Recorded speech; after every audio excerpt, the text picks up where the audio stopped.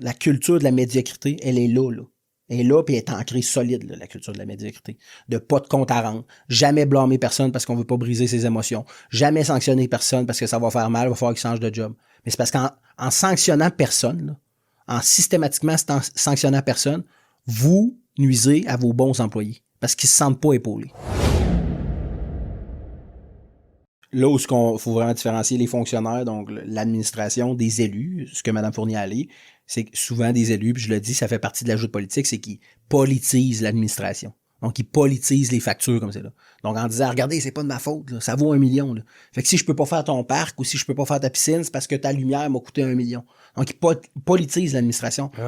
Puis genre, les élus les croient genre sur parole, exact. Au lieu d'aller checker. Ça, c'est la clé. Puis ça, là, j'espérais qu'on aille là, mais c'est la clé. Là. On a beaucoup d'élus qui sont moins puissants que les hauts fonctionnaires. Puis les hauts fonctionnaires, ça, c'est-tu les conseillers municipaux? Non. L'appareil municipal, c'est le conseil. C'est genre toi, non? Ouais, exact. Une direction générale. Donc, le conseil municipal, qu'il soit à Longueuil, Laval et compagnie, ils ont leur nombre. Là. Dans les petites municipalités, c'est 7. Donc, 6 conseillers plus un maire. Dans les grandes villes, lorsqu'ils ont une population assez grande, ils ont le droit de faire des sections, là, ou des je vais appeler là, vraiment des... J'ai pas le terme là, mais des sections. Ils peuvent le séparer. Là, des arrondissements? Des arrondissements, des districts. Donc, ils peuvent dire, OK, on n'en a pas 7, on en a 15. Montréal, vous en avez une centaine. Là. Donc, ça, c'est ce qu'il y en a. Donc, les boss ultimes, là, les employeurs ultimes de la municipalité, c'est le conseil municipal. Il n'y a pas plus haut que la mairesse ou le maire. Mais qui te met en place? Le conseil. Le seul boss que nous, on a à la direction générale, c'est le conseil municipal. Moi, de directeur général, je suis le boss, l'employeur de mon adjointe, de la voirie dans le cas d'une petite municipalité, à l'accueil, toutes ces choses-là. Mais comment que le fonctionnaire peut avoir... Excuse de te couper. Ouais, vas-y. Parce que j'essaie de garder le fil pour bien comprendre. Mais comment que maintenant le haut fonctionnaire, dont le directeur général, peut avoir plus de pouvoir que l'élu? L'élu qui rentre en poste est élu par la population, donc les citoyens qui votent, mais n'a pas les compétences n'a pas les connaissances de l'appareil municipal. Okay. Donc, les nouveaux élus, surtout là, c'est très récent. Il peut s'en faire passer une coupe. C'est 100% du temps, c'est ça qui arrive. Le fonctionnaire est ancré. Lui, il est là, c'est sa job. Et la réponse qu'on entend souvent dans les grandes villes, puis j'ai des collègues là, que je pourrais je le ferai pas, là, mais des courriels qu'on voit passer souvent dans des échanges courriels, soit sur Messenger ou autre, que les hauts fonctionnaires de la ville, des hauts directions, donc direction générale ou direction générale adjointe, ils disent « Hey, stress pas avec ça, ils sont là juste pour 4 ans. Moi, je suis là pour toujours, c'est ma job. Moi, je suis directeur général, moi, je suis là dans 10 ans. Là. Que ce soit lui, la mairesse, ou lui, les conseillers, ils vont partir. Là. Ils sont élus pour 4 ans. Il peut pas les coller de Il peut, mais ils veulent pas le faire. Ça n'arrive pas. Ça n'arrive pas. C'est très, très rare des directions qui se font mettre dehors, à part pour des fautes graves. Là. Ouais, c'est très, très rare. Par contre, si votre mairesse, là, Mme Martinez, elle semble vouloir le faire, ou du moins elle le fait, parce qu'elle ne voulait pas, à son entrée, arriver avec la même direction que l'ancienne garde. Parce qu'il faut comprendre là, que les directrices générales d'arrondissement, d'approvisionnement, ont tous travaillé sous le régime de Mme Plante ici. Là. Donc, quand la nouvelle personne va se présenter, si les administrateurs, les fonctionnaires, eux autres, c'est leur lignée qui veulent là, des pistes cyclables à tous les 500 pieds, par exemple, là, ben ils vont faire avec. Là. Les élus vont être pognés pour faire avec. Là. Ils vont arriver avec des documents, puis ils vont faire, tu vas vivre avec. Les appels d'offres, on parle du prix d'1 million. Là. Si la direction générale ou la service au désapprovisionnement, donc les contrats à la ville, à Longueuil, pour Mme Fournier, elle a fait une appel d'offres, mais Mme Fournier, tout ce qu'ils ont demandé, le conseil de Longueuil, c'est de dire, on se doit de le changer avant les fêtes, par exemple, avant l'année 2025. Ah, c'est sûr, là, ça va être plus cher. Oui, ça va être plus cher. Mais si le fonctionnaire a dit, parfait, ou avant l'été, par exemple, puis le fonctionnaire, lui, il l'a fait juste 2 mois avant la fin de la job.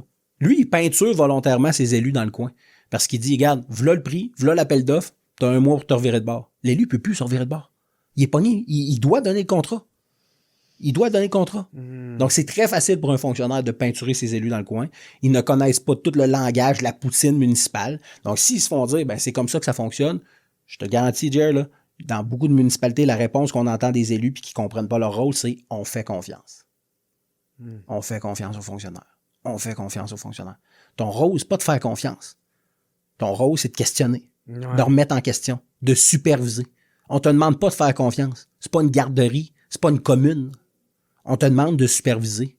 C'est ça ton rôle. C'est normal qu'un fonctionnaire, moi j'attends juste ça, puis on le fait à Parisville. Là. Il me pose des questions, il m'envoie des courriels, je veux telle facture, je veux voir telle facture. C'est simple. Pourquoi? Ben oui, mais t'as beaucoup de fonctionnaires qui, eux autres, à l'époque de 2025, se rétractent et disent « Ah, c'est de l'harcèlement, c'est de l'ingérence. » Ils font des plaintes contre leurs élus. J'ai des gens là, avec qui que je côtoie dans le monde municipal, là, Jared, là, qui systématiquement, quand leur élu ou leur maire ou mairesse se présente au bureau municipal, là, ils appellent la police. Parce qu'ils veulent pas que le maire soit dans le même bâtiment qu'eux autres parce qu'ils ont peur. Mais le maire ou la mairesse n'a rien fait, là.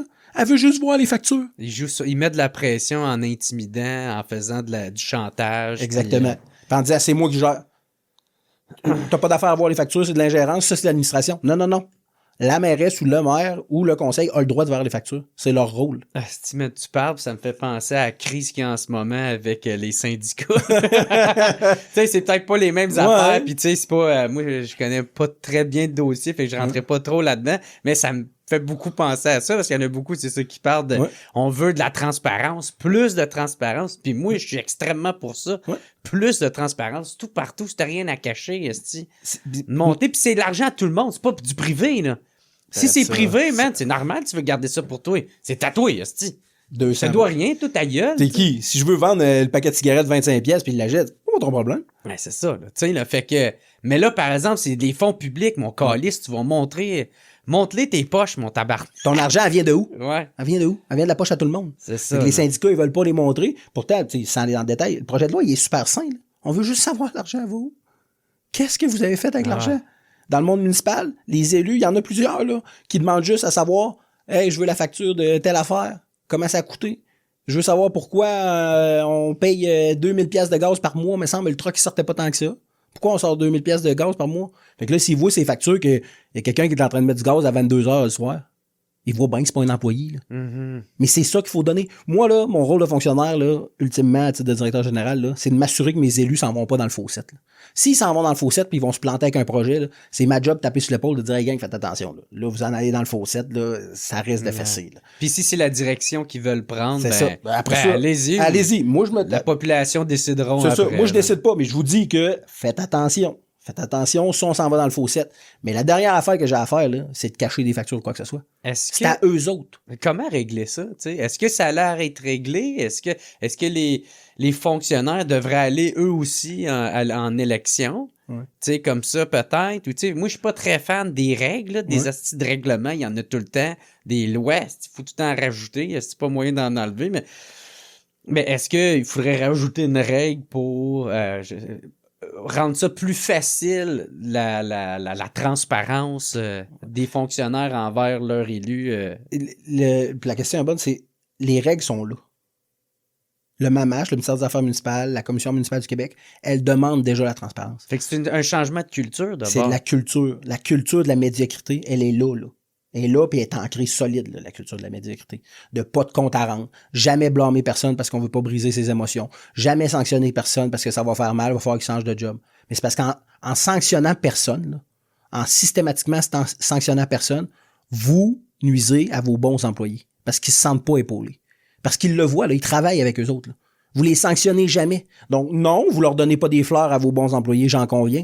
Mais par votre geste de soutenir la médiocrité, c'est pire encore que de les aider eux autres. Parce que ça donne pas l'exemple. Du tout. On le ferait pas dans le cadre du sport. On le ferait jamais dans une entreprise privée. Jamais je ferais ça avec les jeunes que je coach au cégep, au football. Jamais. Tu as des comptes à rendre, sois pratique, passe tes cours. Mais c'est la même chose avec les fonds publics. Tu as des factures à donner, donne-les. Fait que là, on joue sur une culture de la médiocrité où on sanctionne personne. C'est jamais à faute de personne. À Québec, dans les dernières semaines, c'est un scandale que le Journal de Montréal avait sorti là, à l'époque. Destination Québec-Cité, là, un directeur, Robert Mercure, qui dormait à l'hôtel à Québec, payait des grosses bouffes, des voyages à gauche, à droite, doublait des factures, donnait à la ville des factures d'un repas chez fictif, 200$ à un restaurant le 2 novembre à 7h, puis le 2 novembre à 7h05, il était à un restaurant à 200 km plus loin. Puis il donnait les factures à la ville remboursait pas. Il y a eu un rapport qui est sorti, ça a pris 6 mois à la Ville de Québec de faire les enquêtes. Ça a sorti la semaine passée à la Ville de Québec, aucune sanction. C'est des erreurs de bonne foi. Ils savaient pas. Non, mais de quoi ils savaient pas? Tu l'as dit tantôt, Jer, t'as une facture d'épicerie, tu me la donnes pour te la faire rembourser. Tu me l'as donnée. Je peux pas te la donner en double. Mm-hmm. T'es pas à 2 places en même temps. Fait que cette culture-là de on veut pas briser personne, on veut pas faire de la peine à personne, ça brise le système présentement. C'est ce qui coûte le plus cher au système. La médiocrité, il y a rien, n'importe qui ont des employés vont te le dire, il y a rien qui coûte plus cher au système qu'avoir des employés médiocres. j'aimerais qu'on parle d'un article, c'est ça que tu as écrit dans le journal de Lévis, qui s'appelle l'autodiagnostic flatteur d'une élite malade. Là, parce que dans le fond, là-dedans, tu parles de la nouvelle vague d'élus. Tu sais, t'as écrit ça, je pense, pas longtemps après l'élection municipale qu'on a vécue au Québec en 2025. Puis... L'extrait que vous venez d'entendre est une présentation de Air Nova. Air Nova est en pleine période de recrutement pour compléter son équipe. Vous êtes ferblantier ou frigoriste et vous cherchez un emploi? Ben contactez et joignez-vous à une entreprise innovante, dynamique et professionnelle. Que vous soyez apprenti, compagnon ou contremaître, ils veulent vous rencontrer. Donc contactez-les par courriel ou à leur téléphone au bureau. En plus d'offrir des avantages très intéressants, Air Nova a déjà des projets d'envergure en réalisation et plusieurs autres de confirmés pour 2026 dans la région de Québec-Lévis. Fait qu'attendez pas et contactez Air Nova.